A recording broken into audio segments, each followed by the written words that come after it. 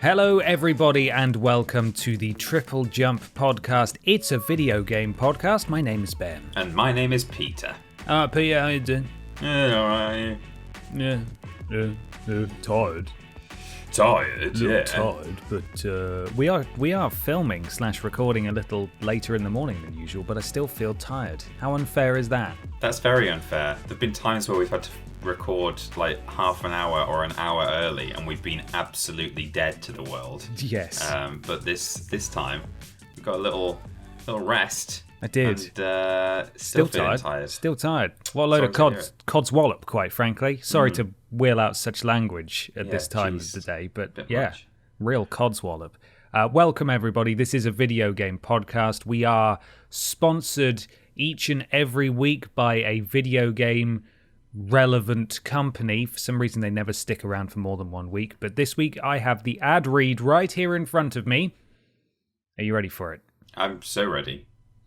This week, even though EA promised us that Star Wars Squadrons was going to be... Oh, hello, Clink. Sorry, you're right there. Just picking up a pen. Yeah. They promised us Star Wars Squadrons was going to have no microtransactions. It was all going to be gravy and you could just go for it, right? Yeah. There is a piece of DLC. Launch DLC. Oh, right? My goodness, yeah. We're sponsored by it this week. It's called Star Wars Squadrons. Okay. And you play as lesser-known Star Wars universe character who has been invented solely for the purpose of this game, because apparently they can do that and just add things to the lore with video games, which seems dangerous, to be honest. Yeah, especially when the video games are bad. He's called Ron, and that's it. No last name.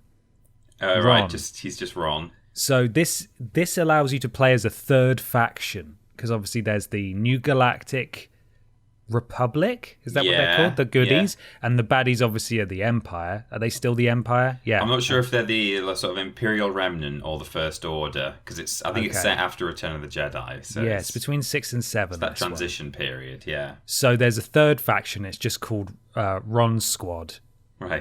And it's, RON''S, it's Ron's Squad, and that's how it's stylized in the name of the DLC as well. Star Wars Squad Rons. So even though they got the names the wrong way round, the words the wrong way round, it's still, it's in keeping with the format of the title. Well, they could put Rons in brackets, because then it's like Star Wars Squad, and then it's like, which squad? Rons. It's Rons. It's Ron's Squad. So yeah, this is Ron. He's very tall. He has a gun, and oh boy, I hope you like roguish charm, because he's got it. He's got it in buckets, and he wears a little velvet top hat. There we go. Oh, that's what he looks like. He's introduced in this game, and if you want to play as his faction, which is I think largely just a troop of converted Toyota Previas with just jet engines on the side. Then you can play as Star Wars Squad, and then in parentheses Rons, at launch for just $25.99 a day. Yes, absolutely. That's great. It's real too. I'm really pleased that this new Star Wars game has even more for me to dive into and enjoy. That's fantastic news. Yep.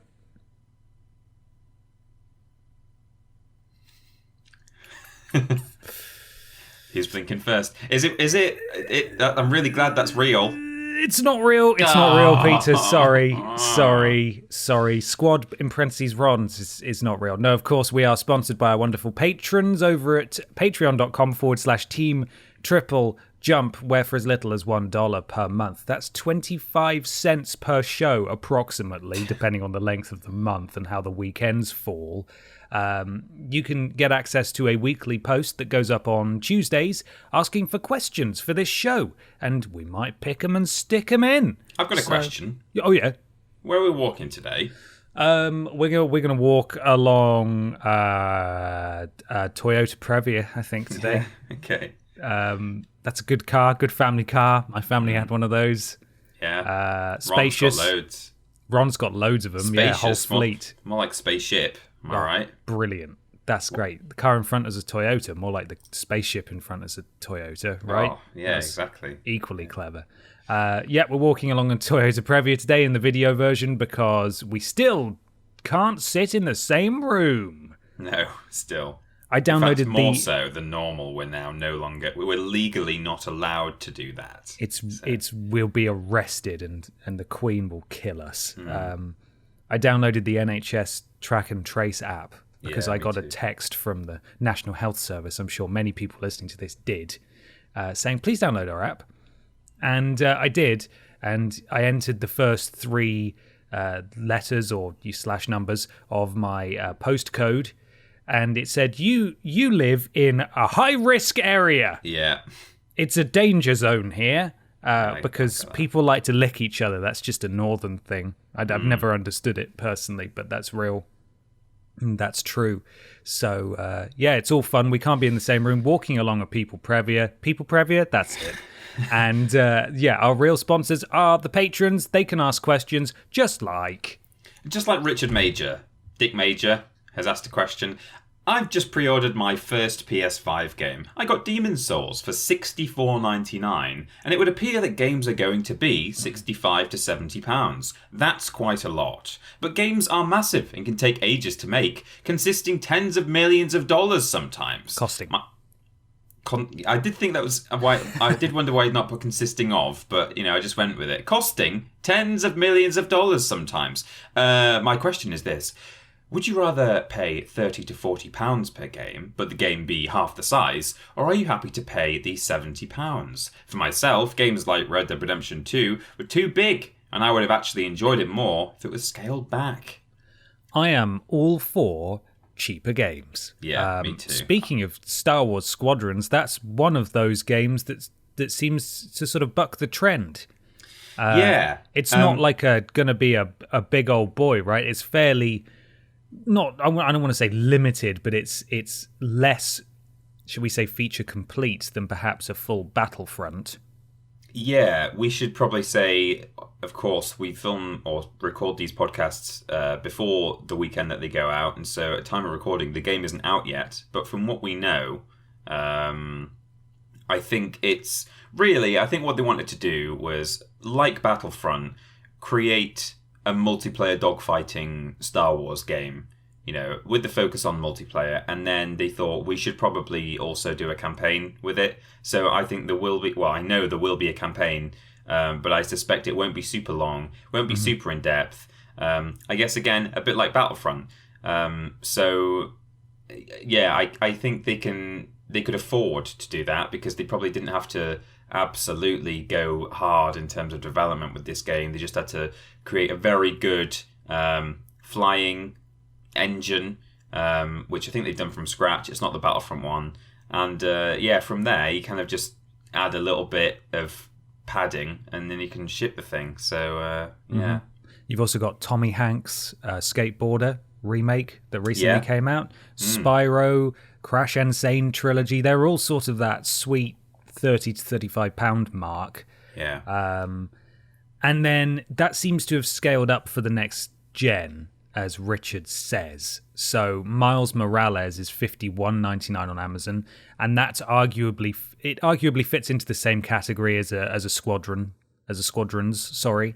Yeah. In that it's not a full sequel, but it's still going to be substantial, but it's not a full sequel.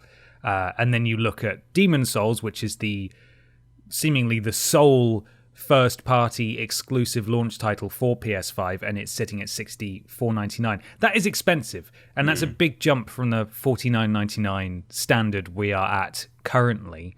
And as Richard said, games are expensive to make, but they will try and fleece you for as much money as they can get away with. So I'm not a huge fan, especially considering that Demon's Souls isn't a new game. It looks brilliant. And it's going to be better and shinier and brought into 2020 or close to 2021 at that point when it releases. But it is not an original game. And so asking close to £70 for it is a lot. That's a lot. Yeah, it's cheeky. I definitely think you're right to say that, obviously these games, they are getting longer. with the change in technology and the change in standards, you could maybe argue they're getting more expensive to make. But equally, yeah, I think they put the price as high as they think they can get away with, whether or not that like offsets or doesn't offset the production costs. I think they've basically they will have done a lot of market research, and they will have established that we could probably get away with charging 70 quid or 60 quid for games, so we will do, And if they'd done market research and people have been outraged saying, I won't pay more than 50, then these games would be £50, I suspect. So, yeah, that aspect of it is, I mean, I can't say that's definitely the case, that's what they're doing, but I suspect it is. But to answer Richard's question more directly, I would say that I would much rather, in the coming generation, pay £30 to £40 for a game half the size of, say, Red Dead Redemption 2, which you and I have both said before, it was a bit too big for us, Mm-hmm. It was a bit daunting, and it was, a bit much. I didn't want to have to, like, wash my horse and, like, feed my camp and bathe my boy. Yeah, exactly. You had to have a bath and stuff, and in some ways that's fantastic. It's amazing that games have that level of detail in them now, but equally, Christ. I could have done without the horse balls shrinking in the weather quite happily. Done without that. Exactly. And you have to wonder how things like Ubisoft games, how they're going to change, because they've always been big games. Some of the scale is mostly just putting map markers on a big world, but whichever way you look at it, those worlds are probably only going to get bigger, and the map markers are probably only going to get more intensive in terms of what the bells and whistles on them. So I suspect those prices will be up there, £60 to £70. Citation needed, but I believe 2K have already said, all our games are going to cost a fortune now going forward, so just deal with that. Ubisoft, I believe, for at least the first year, maybe, this was a while ago now that they said this, they're going to keep prices the same, I think. A lot of third-party launch titles already have price tags that are about £50, which is great, and arguably that's what it should be. Demon's Souls is a worrying look at where we're going to be shortly. And I don't know how Xbox is doing it, but certainly that's the way it's going on PS5. And it's just going to... It's not necessarily that it costs £15 more than I would be comfortable usually paying for a game. But... this is part of the reason why the only game I'm going to get at launch is Demon's Souls, because it's probably going to be realistically the only thing I play for about a month. And at that point, who knows? Spider-Man might be a bit cheaper, and I also just don't want to split my attention, between two games. No, definitely, I understand that, but I think we are just going to have to see where it goes. I think Demon's Souls aside, being $64.99, I think. I have seen independent stuff where people are saying, it looks like it's going to be like 60 to 70 quid for games in general, whether or not Demon's Souls is 65 quid. I've seen articles on Kotaku and stuff where it says the estimated going rate will be like £70, which is a bit worrying, really, but we'll have to see how it goes. It's a lot. But there we go. It's time to move on to another section, Peter. Yes, it is. It's groundbreaking. Yeah, it's unheard of, except, and this might be news to you, except in every other episode of the podcast that we've done. Weird. Yeah, weird. It's called What We Playin.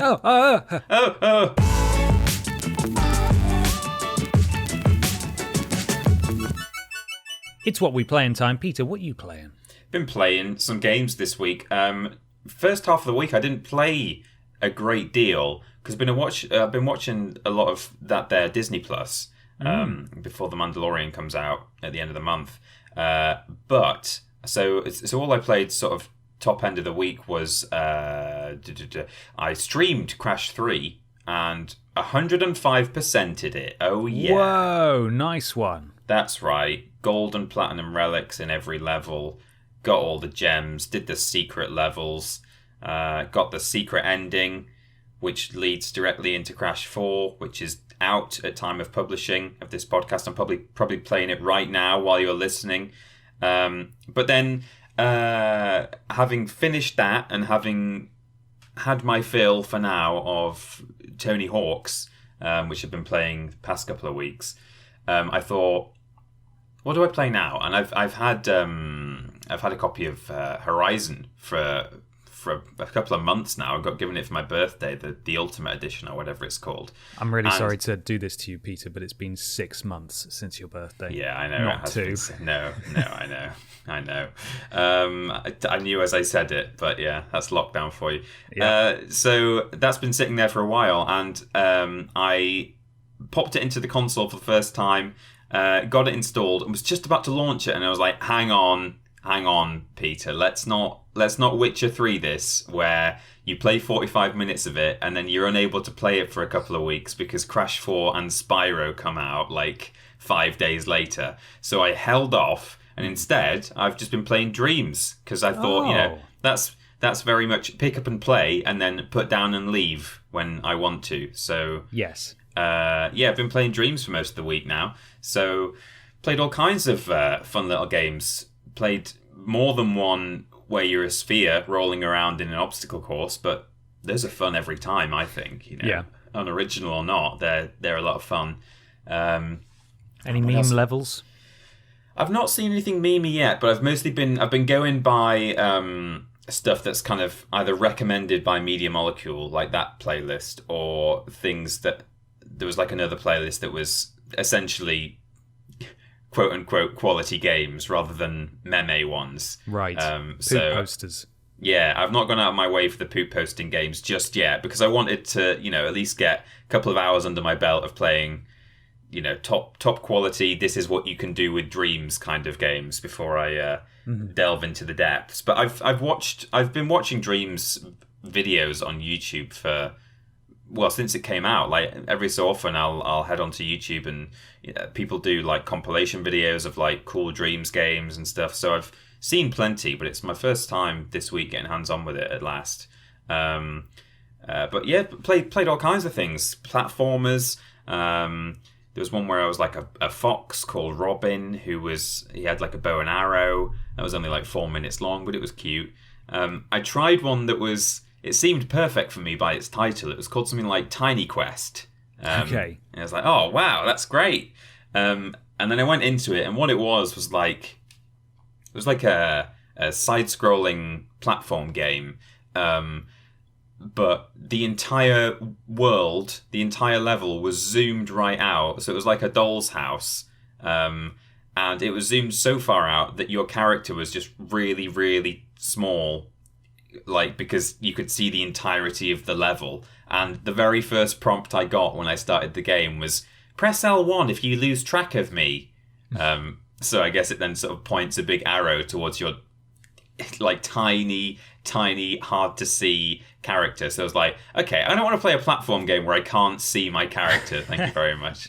So I left that one where it was. But I think that it's weird. It gave me the vibe of like, I mean, playing Dreams broadly, like, and clicking through the menus. It kind of reminded me of going on Flash game websites in like the noughties, where you would just click on random games based on their front logo or their title, and you wouldn't really know what you were going to get, and then it would be this little mini experience of a game that was either really good or really bad, sometimes very innovative, sometimes something you played before 100 times.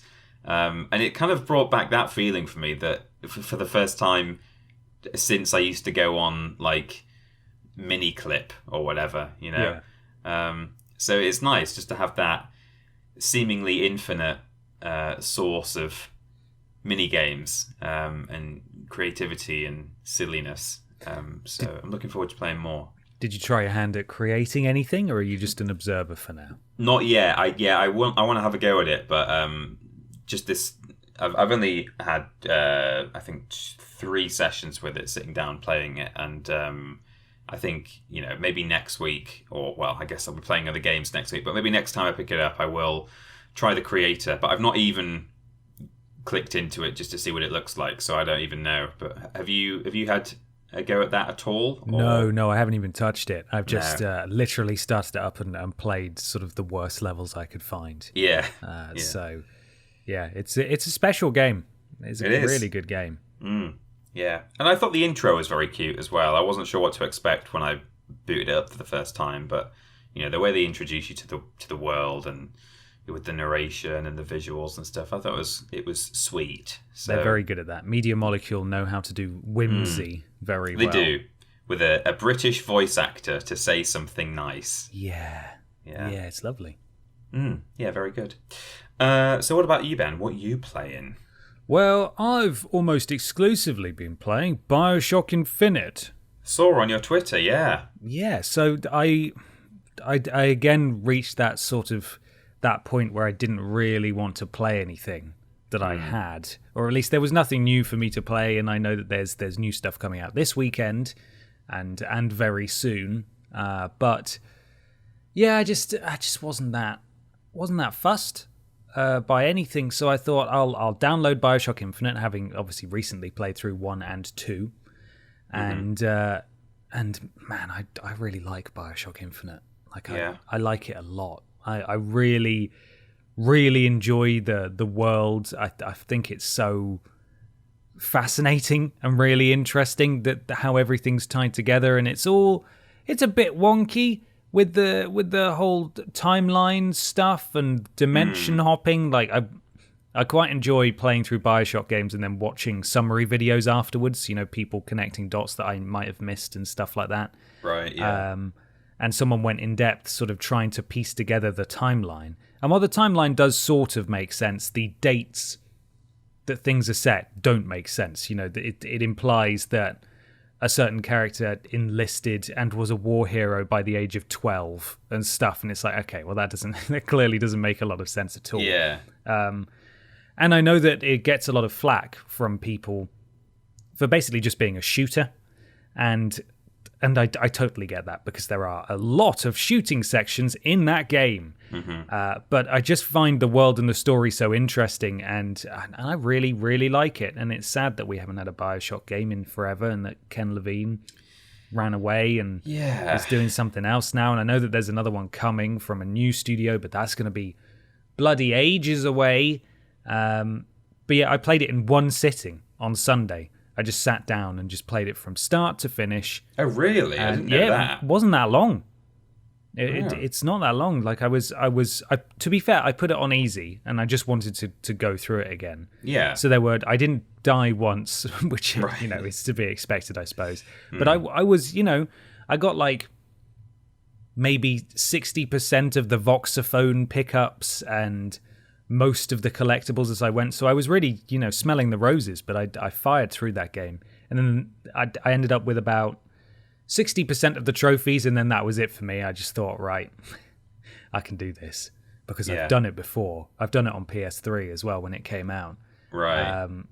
So I went through again, and I did a run where I followed a guide and got all of the collectibles, and then did it again on 1999 mode, which is the mode above hard, which then unlocks all the other difficulty trophies as well when you finish it. Wasn't allowed to use a dollar bill machine, which is the one where you buy ammo, and that really screwed me at a couple of points, because there were some shooting sections, particularly against the ghost mum, where you're just sort of trapped and you have no ammo, and it was awful, and I had to restart a checkpoint. Every time you die, it costs you 100 coin pennies, and if you run out of money, then you have to restart the chapter. Luckily, that didn't happen to me. And also, you can't press the up arrow for the little the up button on the D-pad for the little arrow on the ground to show you where you've got to go to next. So you sort of just have to go from memory, which isn't that hard, but you can get turned around in some areas. And I did it last night, so I got my 175th platinum last night. Oh, fantastic. Yeah, just really enjoyed it. Really enjoyed going back through that game. I think there's something very special about it, even if it had a very well-documented, troubled development cycle in which a lot of stuff was cut and altered, which might explain why there's quite so much shooting in it. But I still think it's very special. And this weekend, at the time of recording, I'm looking forward to the new season of Call of Duty Warzone, because initially, when things were looking a little bit better, me and some of my old school friends, the rad dudes. The old school ones. Yes, exactly. We were going to meet up in person for the first time in probably years and years and years to have just a weekend of playing games and spending some time together. But obviously that's ruined now. So we've got one night of playing games, which I'm looking forward to, remotely, I should say, over the internet. So I'm looking forward to just spending all night dying in Call of Duty. Oh, lovely! It's quite the weekend for games then. This weekend, in terms of releases, a bit of extra Call of Duty, Ron Squads, Crashy Bashy 4. Yes, and absolutely. We'll be covering these games next week as well on the channel. Yeah. So if you want our thoughts on those, they'll be with you soon. Exciting. We should probably move on though to question number 2, should we not? Yes, we absolutely should. Yeah. This question comes from Transnosaurus Hex. 1 year of being a patron. Thank you for the superb content. My question: as a transgender individual, we very rarely get much representation in games, the largest arguably being Lev in the fantastic Last of Us 2. Do you think representation matters for LGBTQ+ in modern-day gaming? Is acknowledging that we exist really as political as some game players make out? Sorry to bring the heavy questions out, and hope it's not too awkward. Keep up the great content. Much love to both of you. Thank you, Transnosaurus Hex. Thank you very much. Thank you. Not awkward at all. Not awkward at all. No. No, it's a good question. It's difficult to know how to measure whether something is as political as it's made out to be. I think by virtue of the fact that some people get really bothered by it, I think that is in itself what makes it kind of a political issue in a way, if you see what I mean. I think if everyone was very accepting of it, it obviously wouldn't be political, or it wouldn't be an issue. It wouldn't even almost be worth talking about, because we'd all just be doing it and it would be lovely and everyone would be getting represented and we'd have a great celebration of human diversity in all of our media. But yeah, I think because there are those people that get mad about it, it makes it a more contentious issue, I should say, only in the sense that, as I say, people get annoyed about it. It shouldn't be contentious, but it is, because some people find it. I don't even know what the word is, because I don't really understand why you would be bothered by that. We are already. I think I'd like to say that I think the past couple of years, in particular, we seem to have made some very good steps towards representation in terms of video game protagonists, both in terms of ethnicities, gender, sexual orientation. I think one of the last big hurdles to cross is indeed the representation of trans people, because I think. Yes, sexuality has been explored a bit more in the past few years than gender issues have. So, I think that I was really pleased with the inclusion of Lev's character in The Last of Us. I thought that was a really good thing to do, and it was very well done and respectfully done. And long may it continue, is all I would say. And it's just a shame that there are those people out there who kick up a stink when these things happen, and that causes some developers and publishers, unfortunately, to question whether they should actually avoid including LGBTQ plus characters in their games, because they're like, oh, well, I don't want to alienate half my audience. Most companies don't do that. I think they know that the right thing to do is not listen to that kind of bigotry. But yeah, absolutely.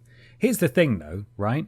Trans people do exist, and you can't really pretend that they don't, which is seemingly what a lot of people seem to try to be doing, and that's awful. And they should absolutely be represented in media and games and so on. And speaking as someone who obviously isn't trans, To me, at least, Lev's inclusion in The Last of Us Part 2 seemed to be really well handled, because just a big deal was not made of it. It was just, here's Lev's trans, he's a person who exists in this world that we've created, and that was it. That was all there was to it, and that seemed to be sort of the way to do it, because I think media does have a huge role to play in normalizing certain topics and themes for people. And I use the terms topics and themes in a very vague way, but you know what I mean. And the wheels of progress move very slowly, but as you said, things are moving in the right direction. I believe that there has been quite good representation in indie games for quite a while now, but certainly not in your standard AAA games and so on. Yeah. I would argue that there is obviously a balance to strike, where it's not some sort of insidious, mass-marketed, look at our trans character in our game kind of move, which I would imagine, I may be wrong, which I would imagine the trans community would also not particularly enjoy, just sort of a tokenism. Exactly, a trans character just included for the sake of it. It would have to make sense within the game itself or the media itself. It shouldn't just be a sort of here is one of every color, just picked out for the sake of a lineup and being PC. It would have to make sense. And that, again, that's why I really liked Lev's inclusion in The Last of Us, because it just felt like just like when a character is gay in a game, which we've seen a lot more of over the last few years. A big deal's not made of it. It's just, oh, this character's gay. It doesn't matter. It shouldn't matter. And that's the place where hopefully we will get to, not in the too distant future. Hopefully it's not too far from now. And then when a trans character does appear in a game and wider media, it's just not a big deal. It's normal. But yeah, absolutely. I think trans people should definitely be represented in games, and hopefully, as they are continued to be represented, the people who do kick up a stink will perhaps kick up less of a stink. It sucks that they do that at all, but we are moving in the right direction at least. I think it's important when you say that it has to make sense, or it has to be handled properly. I think one important thing to do is not just include a character and then go, oh, and they're trans, by the way, and that's the only mention or kind of detail that they go into. I think I think the way that someone who's perhaps struggling with their gender identity is portrayed in a game. People who are going through that in real life, it can affect parts of their life, of course, like the way that people treat them, or some of the challenges they face in life, just broadly speaking. And I think it's important to represent that where necessary as well. I'm not saying that every trans character needs to have this story where they're either celebrated by everyone and on the world that they're in, and it's a wonderful thing, and everyone just pretends that or everyone is blind to it. But equally, there shouldn't be this thing where they're horribly discriminated against, and it's the worst of the worst that you do get out there in real life. I think in the same way with any kind of identity issue, or people's race or people's socioeconomic status, people treat you in a different way based on those things. Whether they should or not is a whole different argument, but the fact is that those things do happen. And it's as important, I think, to not just represent people of all different walks of life, but to probably include aspects of the way in which people respond to them in a game. Not to normalize the discrimination and say that's okay, let's all continue to do this, but to show that these things happen, unfortunately. Much like Lev was essentially outcast because of his identity, or because he wanted to shave his hair. And I think that's an important aspect. It shouldn't just be this happy, wonderful world where, hey, there are trans people here, but there's no discrimination against them. I think sometimes it's important to show the less pleasant side of something like that, to bring awareness to it, I guess. Yeah. Video games are meant to be inclusive and fun and, accessible to everyone. So why not? Like, I wouldn't necessarily understand the argument against it, to be honest. But yeah, there's a whole lot of, not that we would ever condone profiteering off the back of people's suffering, but there is a lot of, untapped story potential in the character arc of a trans person. As you said, it's not easy being trans, and there's a whole lot of potential there that definitely hasn't been covered before, and I think that'd be really interesting. I'd be up for playing through that and experiencing that, albeit in video game form and not in real life at all, because it's not equatable. But you know what I mean. Yeah. So the answer is yes, absolutely. Yeah, definitely. It's time to now move on to something a bit weird. Yeah? A little bit of a weird section here. Okay. Is it weird news? Oh, it is, but I don't have a thing to stack, but I'll just do it anyway. Right, weird news. Very good. Thanks.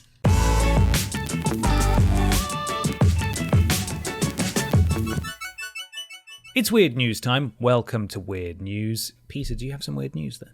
I've got some slightly weird news. I don't know about you. I thought it was a weird light week this week for me. I struggled to find some weird news this week.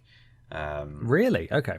Yeah, I did. Why were you absolutely swamped with? Oh mate, with can't move for weird news. Me. Yeah. No, I was gifted one on Twitter, so I didn't even have to look. Right, fine. No, there's not a lot going on this week, but fortunately, our go-to, Luke Plunkett from Kotaku, has done a write-up for a slightly weird thing that's happened. Oh, okay. Which you may have already read about. I'd already seen this. Among Us 2 cancelled 1 month after it was announced. Oh, I think I've heard about this. So, are you aware of Among Us 1? How can you not be? Yeah. What is it? It's the latest thing on Twitch. I think it has been the number one game on Twitch for a while now. It's, I believe, about people running they're on a spaceship or something, and within the team of people who are trying to cooperate and all run the area properly, there's a traitor in their midst. And it's one of those games. If you play tabletop games and board games, you've probably played similar things. It's quite a common mechanic in things like Ultimate Werewolf or what's that? Dead of Winter, I think, has aspects of that as well. Mm-hmm. So something some of you will be familiar with. But here we go. So yeah, it's been doing very well, this game. And this is the write-up. Among Us 2 was announced 36 days ago. Today, it's being cancelled, so the developers of the latest very big thing on Twitch can instead focus all their energies on making the original better. So here is the write-up. Among Us 2 was announced 36 days ago. Today, it's being cancelled, so the developers of the latest very big thing on Twitch can instead focus all their energy on making the original better. Which is a slightly strange...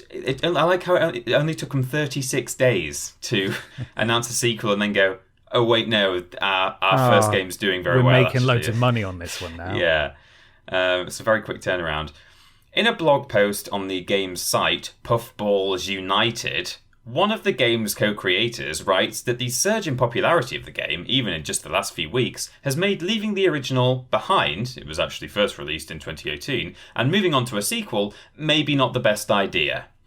And there's a big chunk of text taken from the blog post, and there's a highlighted sentence within it which says, "We've decided to cancel Among Us 2 and instead put all our focus into improving Among Us 1. All of the content we had planned for Among Us 2 will instead go into Among Us 1. And Luke continues, "That's fine? Question mark. It's definitely the cleaner, safer option in terms of the player base, even if it does create a ton of extra work for the team.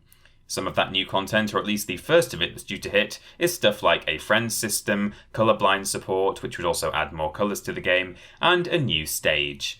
And that's where the article ends. But Wow. I think actually I agree with a comment that's been written on this article down below by Ninja840. Love that guy.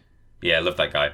"This game is great, but I do wonder about whether the game is going to have the legs to keep going."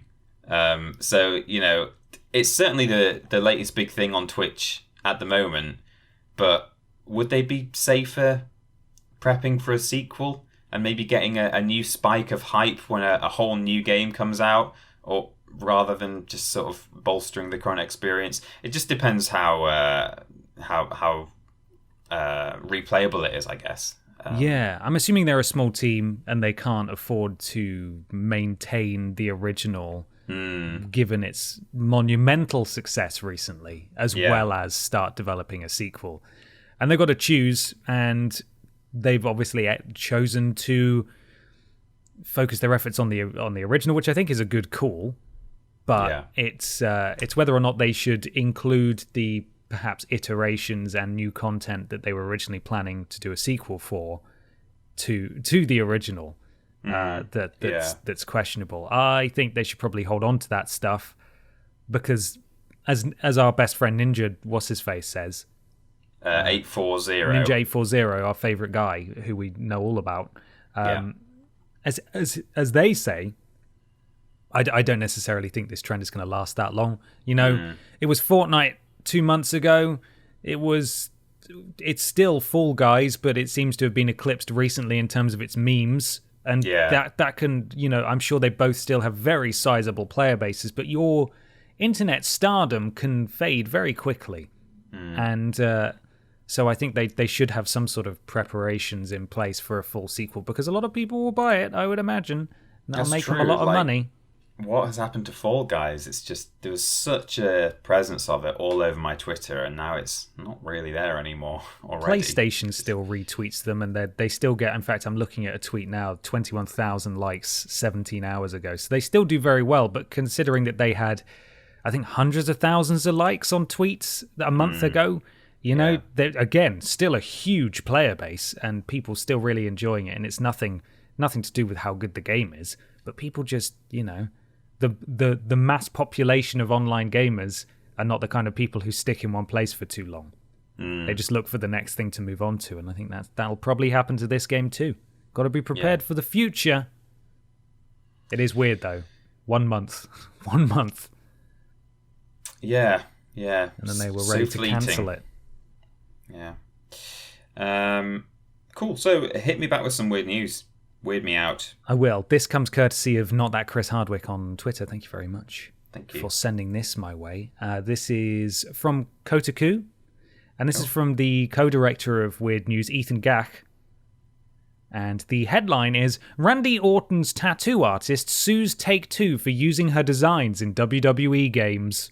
Oh my god, okay. Which is interesting because, and the article goes fully into it, but it sets it could potentially set a very interesting precedent for people whose likenesses are replicated in games who have tattoos. Yeah. So here we go. Take-Two and World Wrestling Entertainment are headed to trial after a judge ruled WWE 2K games copied the work of an artist responsible for some of pro wrestler Randy Orton's tattoos.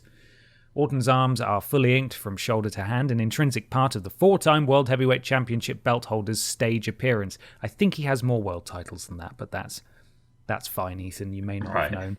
According to The Hollywood Reporter, those designs include tribal tattoos, skulls, a Bible verse, and a dove and a rose, and a dove and rose, all of which are the work of artist Catherine Alexander. She's now suing Take-Two and WWE for reproducing her work in video games without her permission. There's a quote here. An issue of material fact exists as to whether Alexander suffered actual damages based on the value of the infringing use, Illinois federal judge Stacey Yandel wrote in a court order over the weekend. What that means is that the lawsuit will now go to trial for a jury to decide if the appearance of the tattoos in WWE 2K16, 17, and 18 amounts to copyright infringement, and if so, how much of the money the video game publisher will owe Alexander as a result. While Orton licensed his likeness to WWE, which in turn licensed it to Take-Two, what's at issue is whether Alexander retains some rights to the tattoos once they start being reproduced outside of Orton's body. One example of this is a faux sleeve with Orton's tattoo on it WWE was apparently thinking of selling in 2009.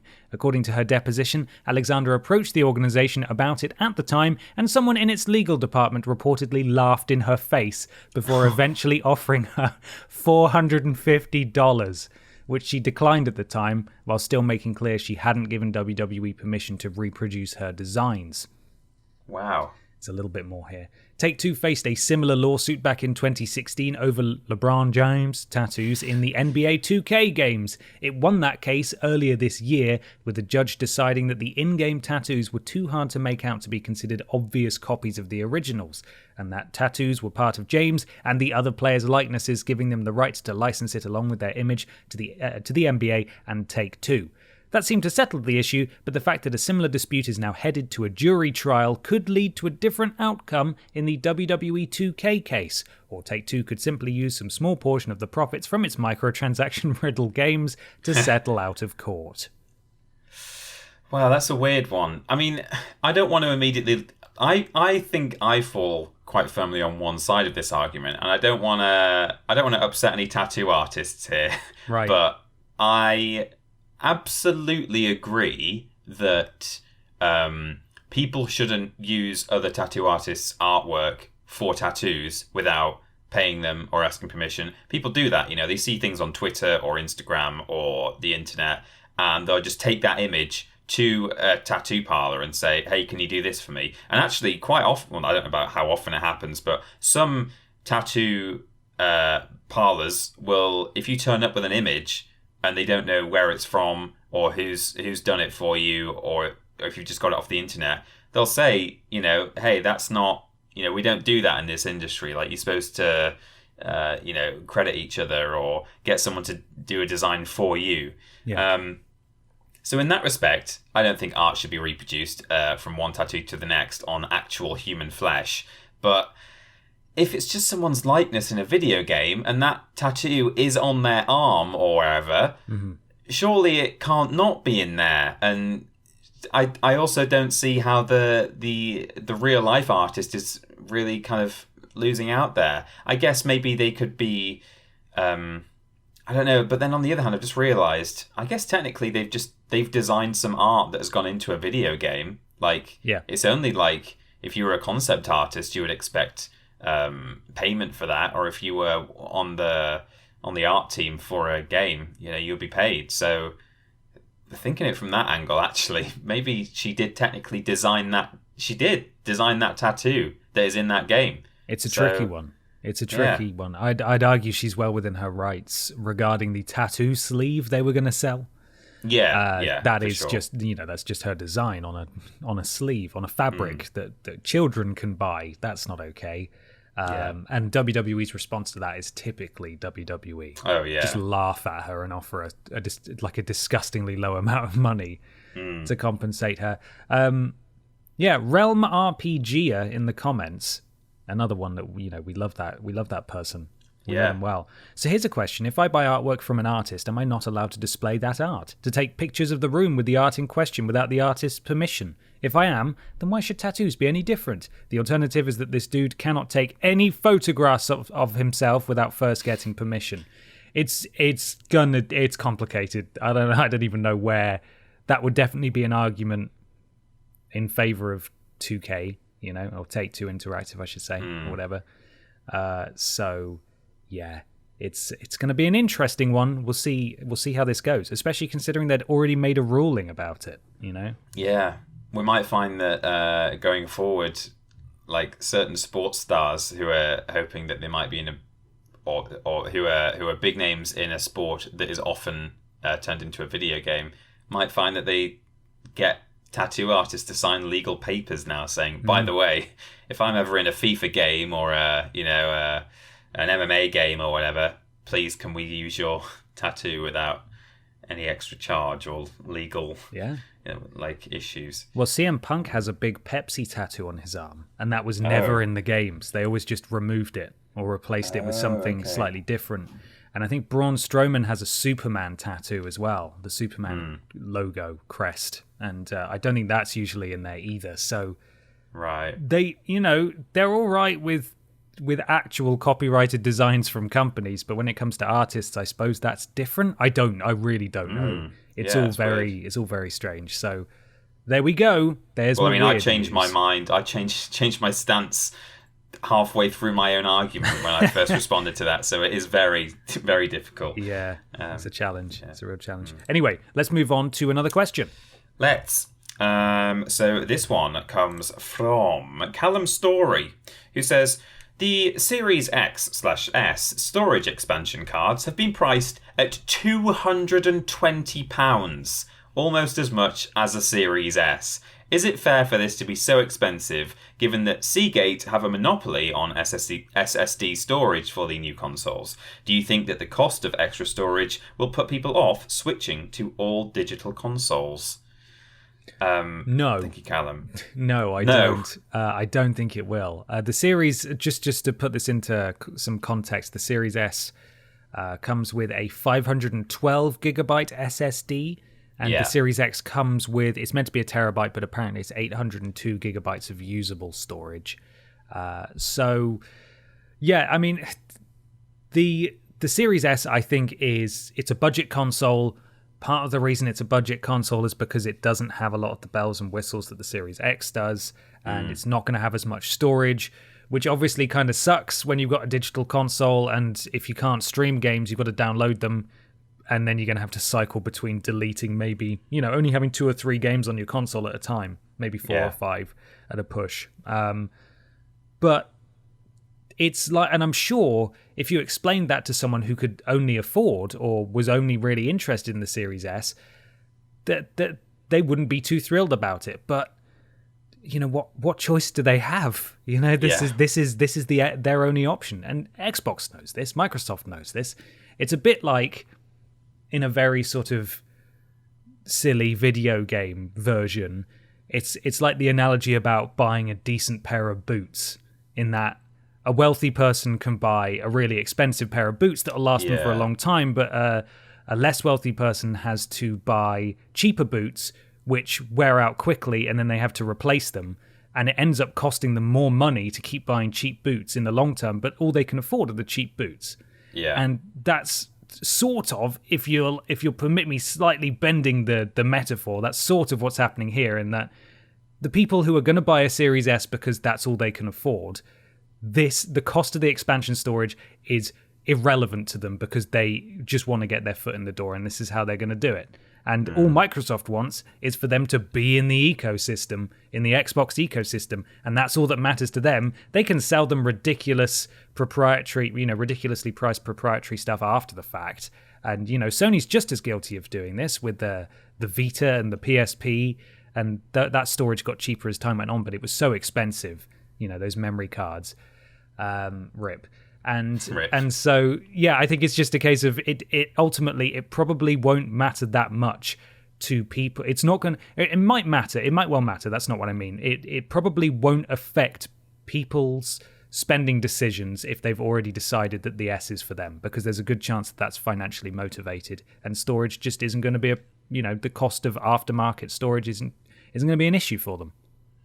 Yeah, I think I was a bit shocked by the price when I read that. I thought that's pretty wild. But then I thought, well, hang on. For a start, at what point are you actually going to need that? Because like you say, I mean, I've never bought, I think I've ever bought extra storage for any console that I've had. Well, it wasn't really an option back in the day, but, for the 360, I know people bought, multiple hard drives that you could, plug in and remove and stuff. I never did that. And, with my PS4 currently, if I don't have room for a game, I'll probably just delete another game off it, and I'll just have to download it again at another time if I want to, or install it again another time if I want to play it. Like you just kind of have to go with it. Maybe different people have different gaming habits, but I'm only ever playing like maybe 2 or 3 games at once, or there might be like a game that I always have on there because I always dip into it, on the regular.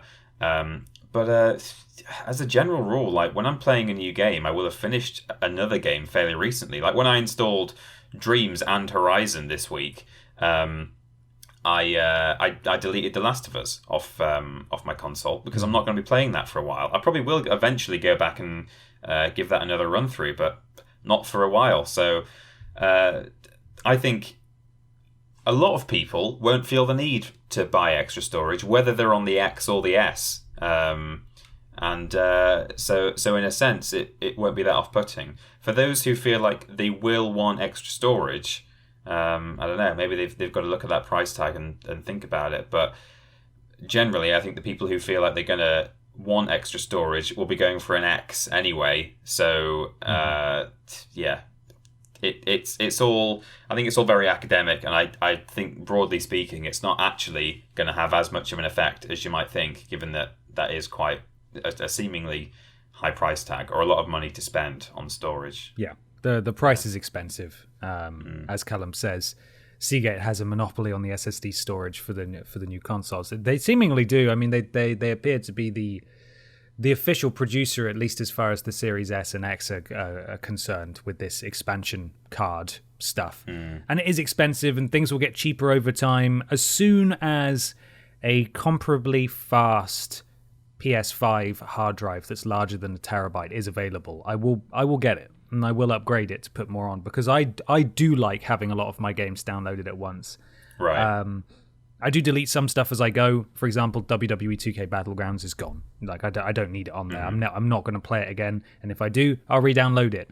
But I do have a small collection of games that I always keep on there, like Minecraft, which isn't that big, Dark Souls, Bloodborne, Borderlands 3, which just keeps getting bigger and bigger with all the expansions and stuff. So I like having a lot of storage on my console, and I will be looking to upgrade mine when I can.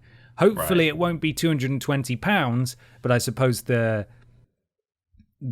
difference here is that a lot of people will be paying not much more than £220 for an actual console anyway, with the Series S. So it's kind of shocking. It will make a difference for some people, but I imagine the vast majority of people who are buying it because it's cheap will not care, because they just want to be on the next gen, and that's it. Mm-hmm.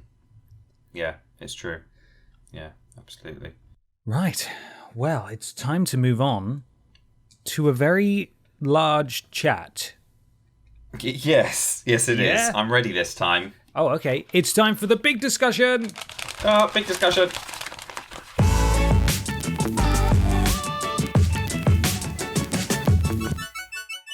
It's big discussion time for a huge discussion. This comes from Duncan's Wilson, who says, "Hello, Blurry Ben and Tiny Peeper. So last week, Michel Ancel..." Says Tony Peeper there. Oh, it does. Sorry, Tony Peeper. My mistake. So last week, Michel Ancel announced he was leaving Ubisoft to set up a wildlife sanctuary. Now people are speculating that this may be in relation to the current investigation into Ubisoft's toxic work culture, especially with regard to his management of Peter's just-out-of-reach fave Beyond Good and Evil 2.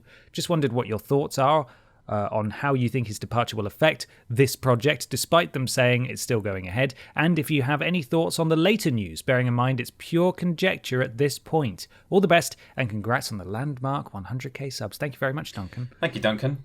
So Michel Ancel, he's a big gaming boy. He did Rayman. He did Rayman Raving Rabbids. He did. He did a cry at E3. He did a cry at E3. He was happy about Beyond Good and Evil. He did Peter Jackson's King Kong video game as well. He did Peter Jackson's Kong King, yeah. Yeah, which was actually a really good game. It's one of the best movie games out there, really. It is.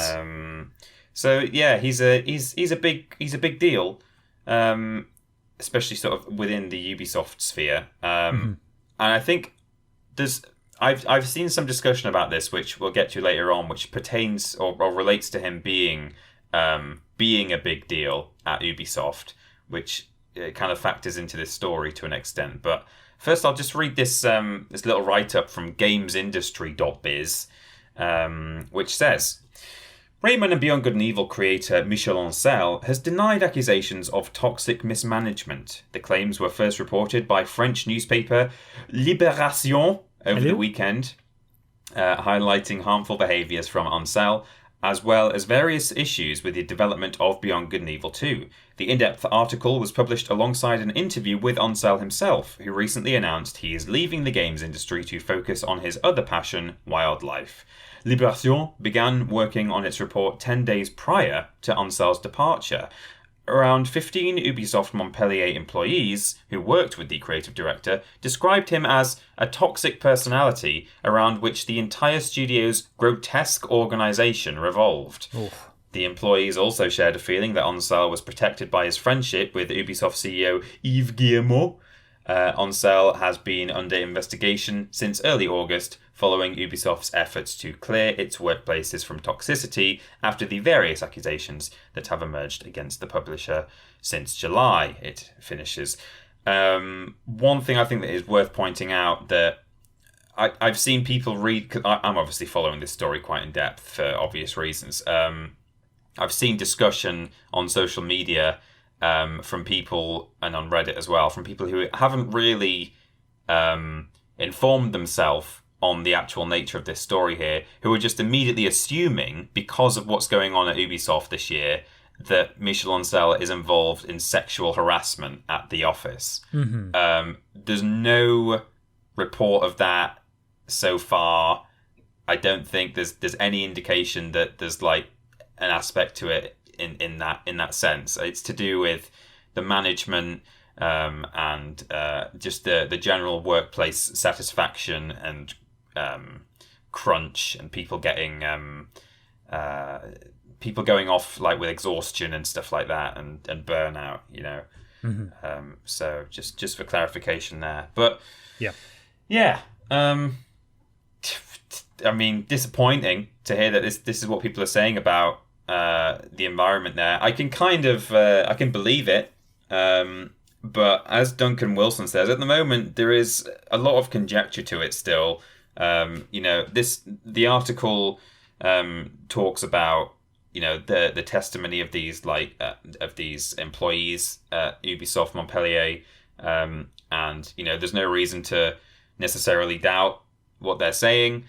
Equally, though, Michel Ancel has taken to Instagram and given his side of the story, and he said that, you know, people have got a vendetta against him, and you know, so it's just difficult to know exactly what's happening. And I think I've been guilty in the past of jumping on people the moment I hear that there's like bad news about them. I was quick to say that Ray Park, who plays Darth Maul, is a scumbag, because there was a story recently where he seemingly uploaded some revenge porn onto the internet, and then it turned out that maybe he didn't actually do that. So, you know, I was then quick to say, okay, wow, I should have maybe just waited before I went with that. So I'm reluctant to go into this and immediately say, well, Michel Ancel sounds like a dick, and it's a shame because I used to like the guy. But I don't know if you've got any thoughts on this, if you've been like reading much about it. Well, the first thing I heard about it was from you. It was weird. It was like the message I got read like Michel Ancel was a close personal friend of ours. It was just like, just so you know. Just so you know. And it was just you letting me know in case I hadn't seen, and you know, we got a podcast question about it and stuff. I thought we might get a vague podcast question that just said, so how about that Michel Ancel story? You know, sometimes we get questions like that. So that's why I was telling you, just if we get a non-specific question like that, it's about this story here. It's about this guy. Yeah. Obviously, as you said, that's a real shame. If true, a real shame. It's somewhat, I mean, it's awful no matter which way you slice it, if true.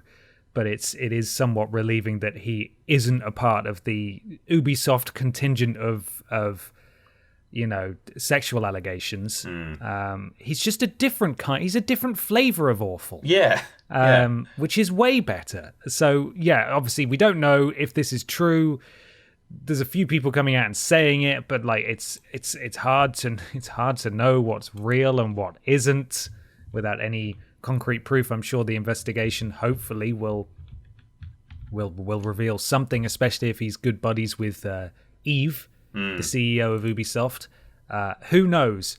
Because there was a thing about Rocksteady the other month as well, last month, about how a newspaper broke a story about some women who said the workplace wasn't good, but it turned out to be apparently really outdated, and that the women who were still working there had said that story was published without their consent and based on old reports or something. It was all very weird, but I suppose we will just have to wait for more information, because nothing seems to be that concrete at the moment, and it's a real shame. If true, a real shame, especially considering that, and I'm sorry to say it, Peter, Beyond Good and Evil 2 is never coming out. Yeah, it sort of seems that way, doesn't it? What do you feel? How do you feel about that? Well, the thing is, he has allegedly not been working on the project for a while, or not closely. So that's something that's kind of come out from this, is that I think it was already, if you were really, really following very closely, you might have already known this, but I didn't really know that he was only doing 2 days a week. Oh, okay. But this is a whole like extra branch to it that I was reading about on the Beyond Good and Evil subreddit recently, where there was no citation or source to this, so there's no reason to necessarily believe it's true. But someone had done a forum post somewhere where they said that Michel Ancel has tried to leave Ubisoft for a while to go and do this wildlife thing, and Ubisoft didn't want him to go because he's such a big name in their company. And so they said to him, look, just do 2 days a week. And hey, how about this as a sweetener? We'll let you make Beyond Good and Evil 2. And so then he decided, well, I absolutely have to stay now because that's what I've always wanted to do. So that is allegedly part of the reason why he stayed on, and part of the reason why the game is being made in the first place, which draws two things into question. Number one, the whole work structure around a guy being in 2 days a week when everyone else is working, the office is active like 5-6 days a week. He was like delegating to a lot of managers, and he was allegedly finding it difficult to communicate with the team, which was causing strain on everyone. So that could be some source of this toxicity or this like mismanagement, given that he was like attached to the project but not really there. But also, if they kind of decided to green light this project so that he would stay, and now he's left, like what's going to happen to the game now that that's happened? I'd like to think they've invested too much in it now that they, like to drop it, but we know that games can be dropped, almost like in their final form. They can just be dropped at the last minute. It's happened in the past. So who's to say? I think for the time being, they're definitely still working on it. They've been doing that for a long time. People have been questioning whether they're still working on the game or whether it's vaporware because it's not been at E3 for 3 years or 2 years. But that's just because they've just been working on it quietly. And if you really keep up with the development team online, they've been updating regularly. So or regularly enough to show that it's still active. So there's no question that it's still in development right now, but whether it lasts at this point, I just don't know. I don't know if it's going to happen. I'm just looking at the Wikipedia page for Wild, which is another of his games. Was announced in 2014. Despite lead designer Michel Ancel posting screenshots of the game on social media in January 2017, many journalists have cited the game to be vaporware. When Ancel announced his departure in September 2020, he stated that both Wild, it should say, and Beyond Good and Evil 2 were in capable hands with his departure.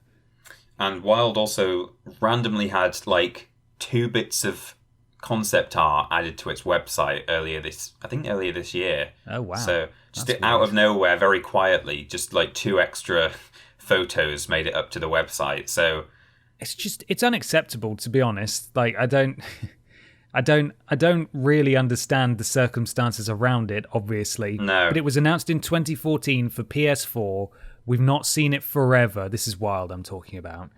And it's now 2020. The PS5 and the Xbox Series X are about to come out, and there's no sign of it. Just cancel it or update us. Like, I just don't understand, because it looks really promising when it was announced. And I was really excited about it. I'm no fan of Beyond Good and Evil. I've never played it, so I can't say that I dislike it. It's just that it's not a personal favorite game of mine because I haven't played it. But it's got a cult following, and you can correct me here if I'm wrong, Peter. But I would imagine that part of that cult following is the involvement of the creative mind of Michel Ancel. So with him now gone, and not knowing how far into development Beyond Good and Evil 2 is there really going to be that big of a market for this game outside of the cult followers of the original? Yeah, maybe not. I think the original game people enjoyed just because because I think it's a good quality game. I don't think, like, I went into that game not knowing who Michel Ancel was. I only know who he is because I played Beyond Good and Evil 1. So I think Beyond Good and Evil 2 has people who want to play it because they played the first one and enjoyed it. But yeah, at this point, I think it's also had some interest because of Michel Ancel and people now knowing his name. So yeah, I do think you lose a contingent of that audience now that he's no longer on the project. I've seen people in the comments of articles and people responding to the official tweets and stuff saying, "Oh, right, well, if Ansel's out, I'm out too," kind of thing. Like, people have a lot of people have already dropped this game. So I don't know. I think we'll have to see how it looks when they deliver their next kind of milestone, which they said will be in the next year, and also see how this story develops. It's constantly developing. Michel Ancel's been posting slightly weird analyses of the story where he's tried to address each point, but he's done it from the point of view of as though he's being interviewed by Beyond Good and Evil characters, which is really okay, weird. Do you think? I don't know if he is, but I mean, he has had his name sort of dragged through the mud a bit. Yeah, rightly or wrongly, maybe rightly. But yeah, I was going to say, I don't know if I necessarily yet feel sorry for him, but I do feel sorry for the rest of the team who now have a real uphill battle for public opinion and also seemingly internally to get this game made without him. I do have a final question, in that you say that he was seemingly tempted to stay at Ubisoft when he was offered the chance to work on Beyond Good and Evil, maybe as a sweetener, work on a sequel. Yeah. And if he's been trying to leave for a while to do this wildlife stuff, is it a case of where there's smoke, there's fire, in that maybe he was forced out by Ubisoft quietly because and again, this is very much conjecture here, but if he's good mates with Yves Guillemot, maybe he was offered a quiet, non-drag your name through the mud, he's gone because he was a naughty boy exit. Maybe it's time for you to just go do your wildlife thing, and we'll just say that, you can just put out a statement saying that you've left, when actually there is truth to this, and he was on the chopping block anyway. Yeah, I think that could well be the case. Like, I think, they've been doing this investigation. They were doing the investigation internally, including Ancel. They were looking at everyone essentially, and it said it doesn't matter how close you are to the top brass, so we're still going to look at you. And yeah, it may well be that they then kind of discovered, okay, it's not a great place to work at Montpellier. Let's let him leave. And then literally at the same time, this article was being written, and they interviewed Ancel about it, and then it's all kind of come out as a result of that. So I must admit, when I saw that he'd left in the middle of the game that he's surely been wanting to create for years and years and years. He cried on stage at E3 because he was finally able to show a teaser for it. It seemed weird that he wanted to leave off his own back and not see it through. So I must admit, I smelled a rat. What I thought had happened, what I hoped had happened, was that he'd left because he didn't like the way the environment was. And so it was more like, I'm a decent person and I can't continue to work in a place like this, but it seems that maybe that's not the case, and that he's not been a nice man to work for. There's more to know, I'm sure, in the coming weeks and months about this, and I will continue to follow his Instagram with bated breath. There's a post that came out 10 hours ago that I've not even read yet, where he's being interviewed by a different Beyond Good and Evil character, a cat lady. Yeah, this is very strange behaviour. It is. You would have thought if he was done, he'd walk away, full stop. Yeah, and there's more to come. He says at the bottom, he says the upcoming investigations will be by Paige and Jade. Jade's already done one. It's weird. It's a weird way to do it. I hope this history doesn't make this look even worse than it may already be. In that, his whole approach of like, I'm being investigated by characters of my own creation. I only put my employees through living hell every day. Yeah. Almost like a serial killer. You look back at things they like interviews they did, and they were just sort of taunting police or whatever. I hope this doesn't age poorly. I hope obviously these allegations aren't true, and that he hasn't been forced to leave because he was a really horrible man. But we will see. We will see. That seems to have been a running theme at Ubisoft. So potentially, I'm glad he's gone, but we'll see.